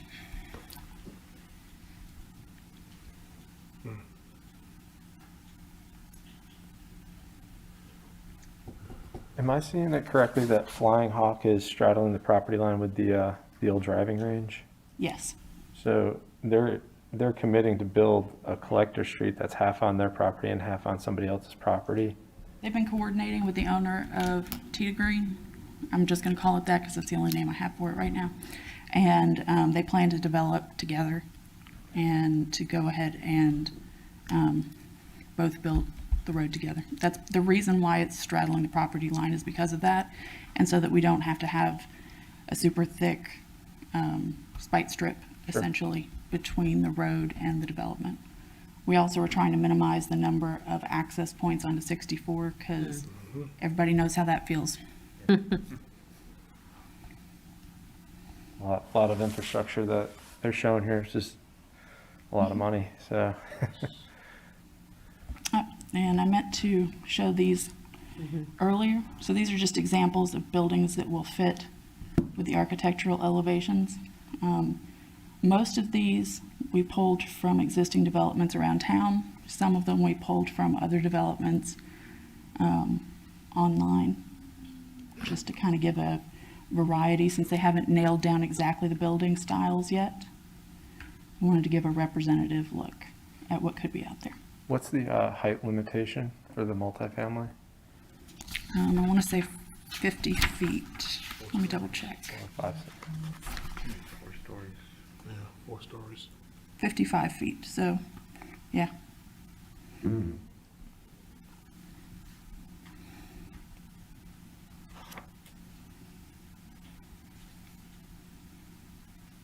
Any other comments?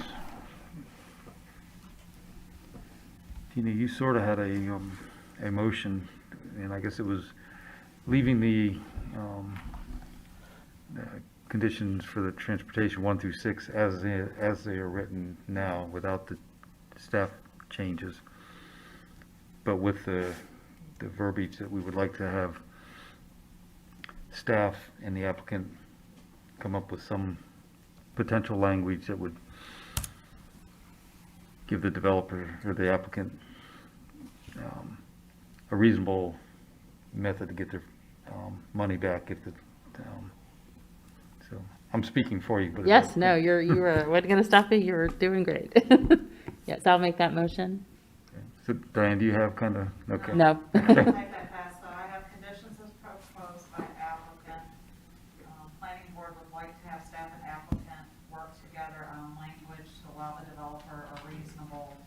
Well, we want a term, It's an explicit timing agreeable to legal, staff, and applicant, for releasing of funds. for releasing of funds. So is But- this, I'm sorry, I have to clarify. The applicant's language does not propose a fee in lieu. Right, yeah, there's no release. Our language, staff's language, does propose a fee in lieu.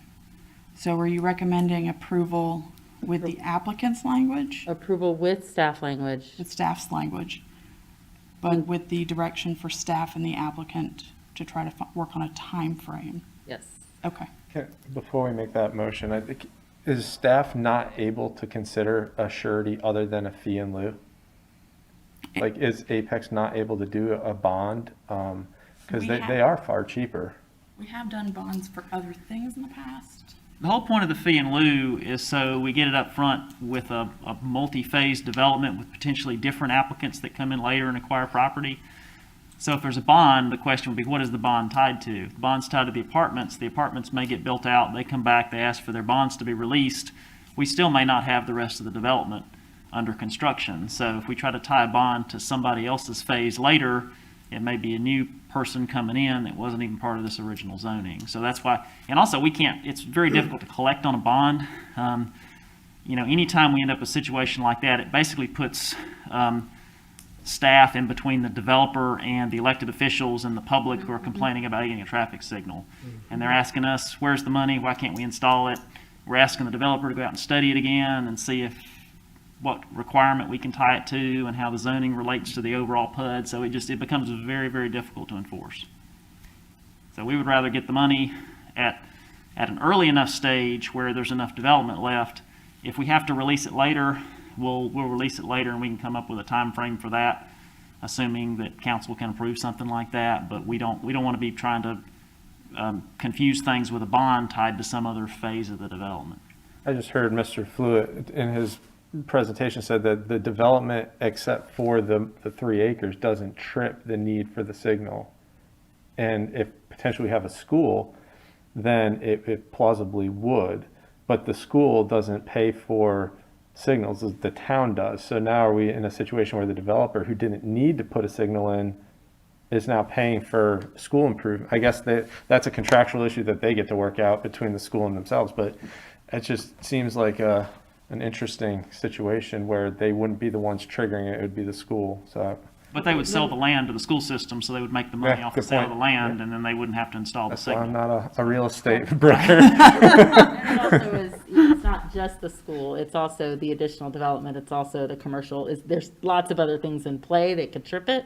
Yeah. That we don't know yet, and we won't know until potentially several years after the last CO is issued. Yeah, so it could be a site plan for a daycare that comes in, and then we're pointing at the daycare saying, well, we need to study the signal again, and you need to install the signal, and they're like, we're just a daycare, we can't install this traffic system. So those are the kind of situations we get into with a PUD that's got different phases of development that can change over time, because we've had situations like Nichols Plaza that estimated a lot of uses, and it was what actually got built is very different than what was originally proposed in the PUD, other than, of course, the Costco, which we knew totally what was going in there. So. And it doesn't sound like, again, that the applicant, I feel like I heard that the applicant was not willing and not trying to get out of paying for something as much as they just wanted to be assured that if it wasn't used, that they got their money back. I think that's pretty fair. Yeah, so again, I think it comes down to, I mean, if you don't think the signal's warranted, the applicant can certainly say that we don't want to pay for a signal, we don't think it's warranted, and that's a fair thing to say, and then council can make that decision as to whether they want to tie them to the traffic signal or not, if they just don't think it's going to be warranted. The bottom line is we don't know, and we get complaints from the public long before traffic signals are ever warranted, and we end up with that battle, and sometimes we end up with conditions that in the past have been very confusing, where they'll study it at a certain phase and it won't warrant, and then they need to study it again, and we're having to constantly correspond back and forth with the developer over when they're going to study it again, getting them to provide that information to DOT, whereas we just collect the fee early enough in the development. Once it's studied, we can hold that fee, and then the town has full control over the study, the design, the installation at that point. As someone who lives on a side of town that needs some updating or has recently had some updating, I completely agree. So what was the condition when did you guys want to collect that fee in lieu? So we would propose that the warrant study be conducted prior to the last CO in the apartment complex. And if it doesn't warrant at that time, then we would collect that fee in lieu. And if there's a release date that we want to preset, then we would just have to develop a condition, subject to council approval, that upon, say it's 5 years following collection of that fee in lieu, that the developer shall be entitled to reimbursement of that fee in lieu if the town has not proceeded with, if it's not been permitted and town has not proceeded with design and installation at that point. So it would be something along those lines. We just have to make sure that it's not a situation where this current council can approve that, because later we don't want this council to precondition a future council to have to make a decision. So there may be some crafting of that language that has to go on between now and the council meeting. So is the applicant willing for us to put that condition in there? It's just a We note? don't have Okay. language for it yet, so it's a No note to language, okay, investigate so- language. Okay, so we don't really, we can just, So what I have written here is conditions as proposed by staff. The planning board would like staff and applicant to work together on explicit language to allow the developer to get their fee returned if the signal is not warranted in a certain amount of time. And then we'll work on that this next. That sounds right. Is that all right? In an I would just change that to an agreed amount of time.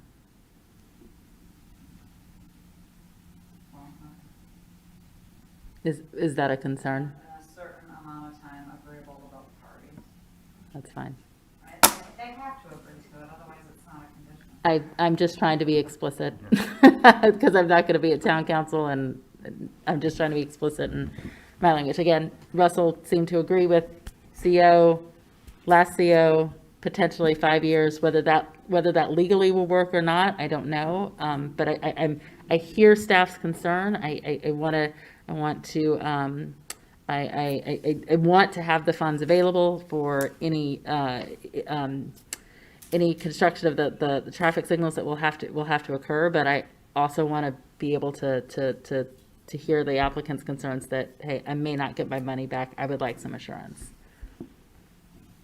So I'm trying to do both. I feel like it's a pretty simple thing, but lawyers will let us know for real if it's simple.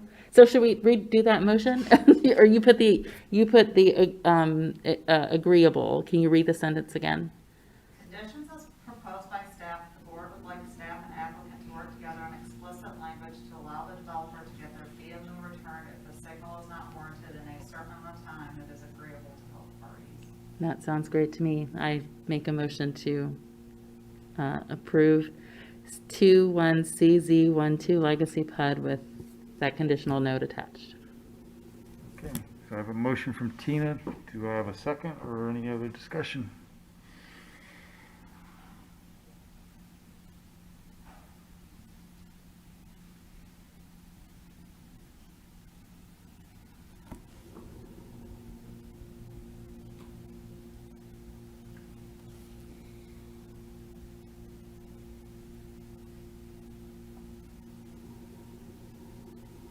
Well, I'm excited about it. I live in this part of town too, off of Jenks and Wimberley, and I know that it is tough getting on Highway 64. And so, hearing that there's going to be a signal with Sweetwater, I'm elated.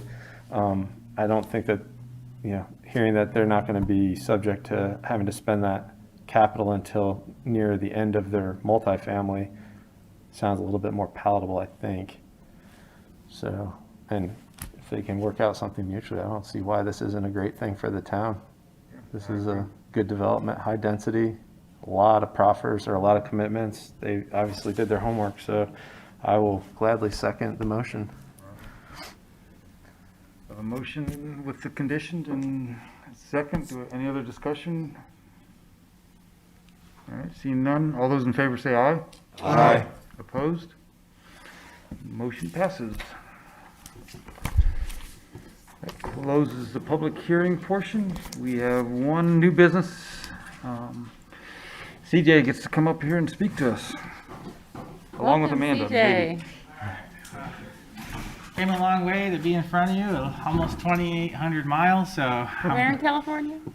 from near San Jose, California. Welcome. We're Silicon Valley, yeah.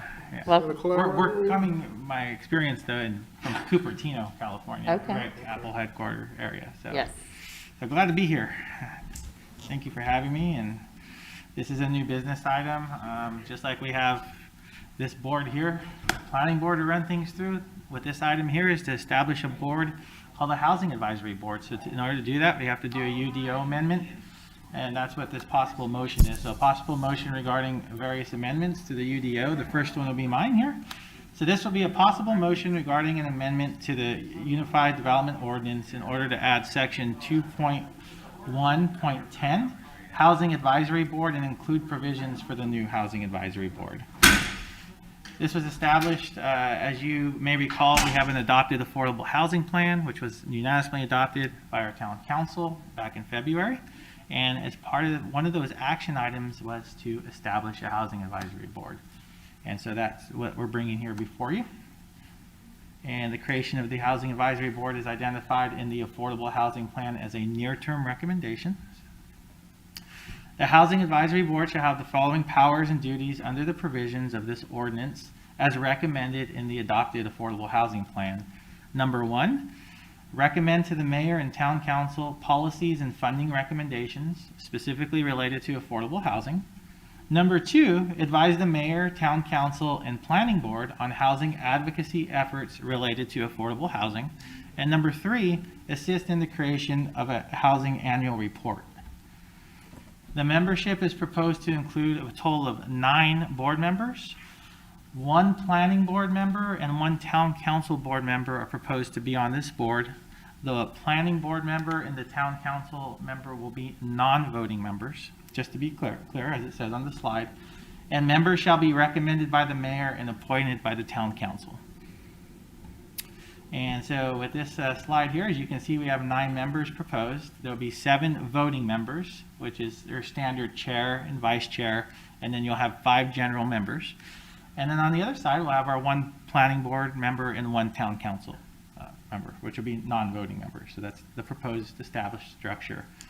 The initial terms, which is very standard for when we establish boards, is to have some staggered terms. So we'll have proposed out of the 7 voting members, 4 of them will start with a 3-year term initially, and the other 3 will start with an initial term of 2 years, which is pretty standard. And then the 2 non-voting members will be the planning board member and the town council member will have 1-year terms. So just to let you know, as it says on the slide, the maximum term, so how long can someone serve on this board? The voting members can serve for up to 9 years, okay? And the planning board member and the town council member can serve for a maximum of 3 years. So 1-year terms, and they can get reappointed for a total of 3 consecutive years, essentially. So pretty straightforward. The anticipated membership composition for the 7 voting members, this is recommendations directly from the adopted affordable housing plan, is to have a composition that has broad representation on this board. So that could include affordable housing providers, market rate developers, real estate professionals, lending professionals, at-large community members, affordable housing residents, and regional representatives, and of course the other 2 members made up of the town council and planning board. So we'll do our best to have that representation. Other key items is the Housing Advisory Board will be proposed to be on a quarterly meeting schedule. Myself, as the new housing program manager here for the town of Apex, will serve as the secretary for this board. So I'll be in charge of meeting minutes, helping with agendas, scheduling, and then our community development department staff will also assist the Housing Advisory Board and provide additional support as needed. The rules of procedure are proposed to be adopted at the first Housing Advisory Board meeting. And as a matter of fact, I go right to council tomorrow. So I started and I get right in there. So I'm before you today, and then I'm taking this item, assuming you guys are good with it, to town council tomorrow. And then the proposed appointments for the board are proposed to happen sometime in October by town council. So we already have an interest form that we've created. So if those that are maybe watching, streaming live, or here in the audience, and yourself, or anyone is interested in inquiring or finding out more information about how to apply or be a representative of the Housing Advisory Board, we actually have an interest form. on this website. They can go to this website, or they can contact me directly, and then I can navigate them to show them the process of how to get on there, so. And that's it. And I'm available for any questions, and thank you. Good job for the first presentation, CJ. Do we want to separate votes, or we can do them all together? Okay, so does anybody have any, Do you have any questions for me? Anybody have a question for CJ on that? CJ, I have a question for you. I appreciate that you've let the audience know who's tuning in, how they could apply. Would we be doing any outreach to affordable housing communities to try to, let them know that this position's available? And also, I'm thinking about some of the meeting information and the compensation that may be really helpful for folks that are interested. Will we be doing that sort of direct outreach? Absolutely, yes. Awesome. We'll be outreaching to affordable housing developers, advocacy groups, also to the community at large, social media. Once we go through you, and then we get it through town council tomorrow, if everything goes as planned, then we'll definitely be notifying, more of the broad community and about the board and how to get involved. So absolutely, that will be included. Thank you so much. No problem. Welcome. Nice to meet you. Yeah. Thank you. Good meeting you. Amanda, an EV amendment. Yes, this one is just very minor in nature. And so this is a proposed amendment to the table for accessible EV charging spaces to indicate that the number of accessible spaces is based on the provided number of charging spaces, not the required. In case someone provides more than what's required, then the number of accessible spaces. And that's how parking lots it's typically calculated anyways, about how much is required, not provided, not required. So any questions on that change? Okay. The next set of amendments is to various sections in Article 9 of the UDO, which is the architectural standards.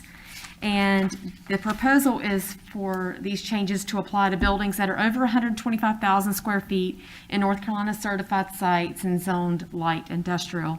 So when the UDO was adopted and the architectural standards were designed, it really did not consider very large industrial sized buildings, such as distribution and large warehouse buildings that we are now seeing in our certified site that are 400,000 square feet, very large buildings.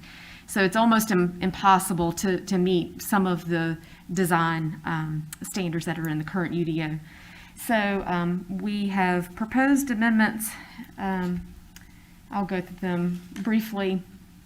So one of the standards is for massing, and typically we would require that larger structures be broken up through the use of projections or setbacks and different projecting and recessed elements. So we are proposing that this standard not apply to these large buildings in these areas. In the monotony of design standard, adding reasonable and to proceed practicable. Typically our language says when reasonable and practicable. So that's more a clarification, that wording that should already be there. For harmony of design, this is intended to ensure that new development kind of matches existing development, but when you're talking about really large warehouse and industrial type buildings, it may not be possible to match the design character even of smaller industrial style buildings. And so the proposal is that these large buildings shall meet this standard to the maximum extent reasonable and practicable. So that may depend upon the use, the functions of the building, the location, what it's adjacent to. And along with that, this graphic that's in here is a bit out of date, and so we are proposing to remove that graphic. It doesn't serve to help you understand the intent of that standard. And moving along, we have standards for facades that deal with recesses and projections. And for these large buildings, rather than prescribe a certain, the higher percentage that applies to other buildings, this would be a lower percentage, that at least 10% of the facade along a public street should contain windows or other forms of glazing such as spandrel glass. And in the case of a corner lot, the standard would apply to the facade with the public entrance or the one that's closest to the public entrance. And we are ensuring that there will be windows and awnings at all public entrances. And then repeating design patterns, we currently have a maximum interval of 30 feet for a recurring theme or element. Well, when you're talking about a building that's like 600 feet long, that's not quite right. And so we're proposing that the standard elements should repeat at regular intervals proportional to the length of the facade and intended to break up the mass. And that is the end of that amendment. I'm happy to answer any questions you might have on items 2 and 3, and staff is recommending approval. Any questions for Amanda and/or CJ on these amendments to the UDO or possible motion?